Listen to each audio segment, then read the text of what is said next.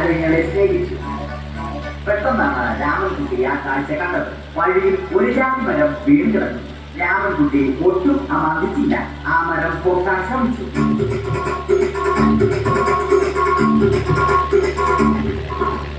നടക്കുന്നില്ല. പിന്നെയും പിന്നെയും പൊക്കാൻ ശ്രമിച്ചു.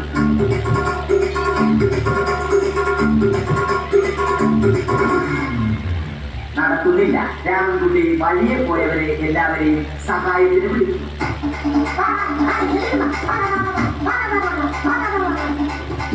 ആരും വന്നില്ല. അവസാനം കുടുംബശ്രീ യൂണിറ്റിൽ തൊഴിലുറപ്പിന് പോകുന്ന പെണ്ണുങ്ങളെ സഹായത്തിന് വിളിച്ചു.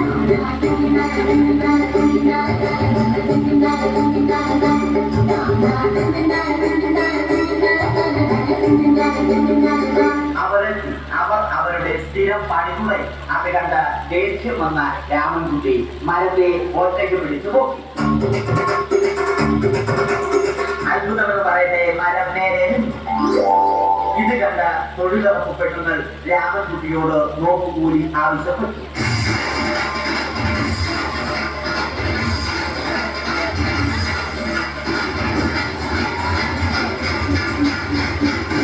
പോക്കറ്റില്ലാത്ത പെരിയൻ ധരിച്ച രാമൻകുട്ടിയുടെ പോക്കറ്റ് വരെ കീറിയിട്ടാണ് പെണ്ണുങ്ങൾ പോയത്.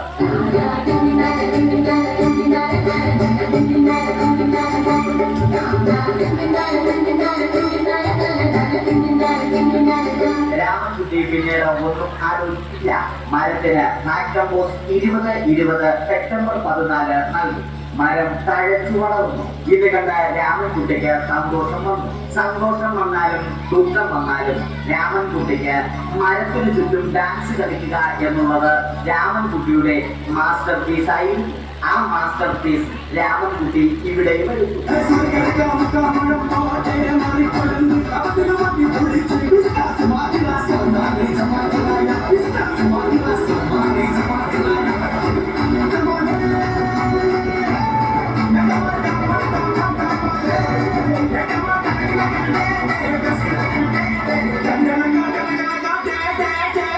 രാമൻകുട്ടി ദൈവത്തോടായി പ്രാർത്ഥിച്ചു.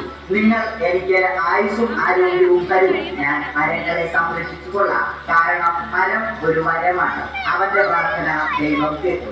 ആ മാവിൽ നിന്നും വീണ തേങ്ങ രാമൻകുട്ടി മോങ്ങാതെ ഇരുന്നു തിന്നു. അപ്പോഴാണ് രാമൻകുട്ടി മറ്റൊരു കാഴ്ച കണ്ടത്. രാഘവൻ വരും.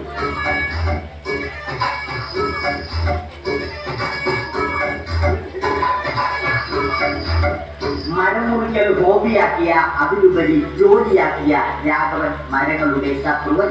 മരങ്ങൾ മുറിച്ച് ഫർണിച്ചർ പണിയുന്നത് തെറ്റൽ. അവനെ ഇതിൽ നിന്നും പിന്തിരിപ്പിക്കണം. അവർ തമ്മിൽ ഒന്നും രണ്ടും പറഞ്ഞു. സംസാരം മൂത്ത് വാക്കേറ്റമായി. അത് പിന്നെ അടിയിൽ കലാശിച്ചു.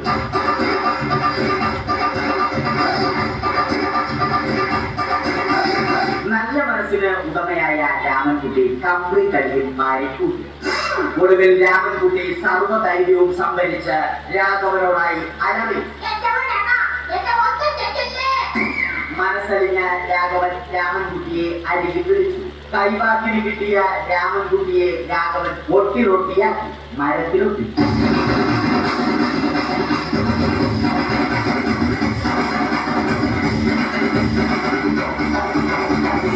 ഇന്നത്തെ പണി കഴിഞ്ഞ രാഘവൻ സംതൃപ്തിയോടെ വീട്ടിലേക്ക് മടങ്ങി.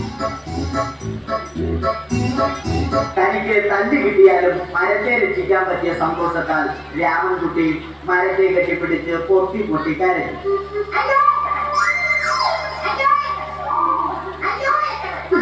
കാരണം മരം ഒരു വരമാണ്. കെട്ടിപ്പിടിക്കൽ ഏറ്റുവാങ്ങിയ മരം നാണം കൊണ്ട് ചില്ലകൾ താഴ്ത്തി. മരത്തെ രക്ഷിച്ച ക്ഷീണത്തിൽ രാമൻകുട്ടി മരച്ചുവട്ടിലിരുന്ന് ഉറങ്ങിപ്പോയി. പെട്ടെന്നാണ് അത് സംഭവിച്ചത്. പ്രകൃതി അതിന്റെ തനിക്കോണം കാണിച്ചു തുടങ്ങി. മഴയും കാറ്റും ഇടിയും വന്നു. അതോടൊപ്പം കോളും വന്നു. കോളെടുത്ത് രാമൻകുട്ടി പറഞ്ഞു. കോൾ കട്ടായി. രാമൻകുട്ടി ദൈവത്തോടായി പറഞ്ഞു. കാറ്റും മഴയും അതൊന്നും ചെവിക്കൊണ്ടില്ല. രാമൻകുട്ടിയുടെ മരം ആടി ഉലക്കി. രാമൻകുട്ടി ദൈവത്തോടായി വീണ്ടും പറഞ്ഞു. മരം ഒരു വരമാണ്. മരത്തെ ഒന്നും ചെയ്യരുത്. വരം കിട്ടിയതുപോലെ രാമൻകുട്ടി തന്റെ ചൂണ്ടുവിരൽ കൊണ്ട് മരത്തെ താങ്ങി നിർത്തി. ചൂണ്ടുവിരൽ വളഞ്ഞ് ചൂണ്ട പോലെയായി. ഇനി മീൻ പിടിക്കാൻ കൊള്ളാം. അവസാനം സംഭവിക്കേണ്ടത് സംഭവിച്ചു. രാമൻകുട്ടി അടിയിലും മരം മുകളിലും. അന്ത്യശ്വാസം വലിക്കുന്നതിനു മുമ്പ് രാമൻകുട്ടി ദൈവത്തോടായി ഇങ്ങനെ പറഞ്ഞു: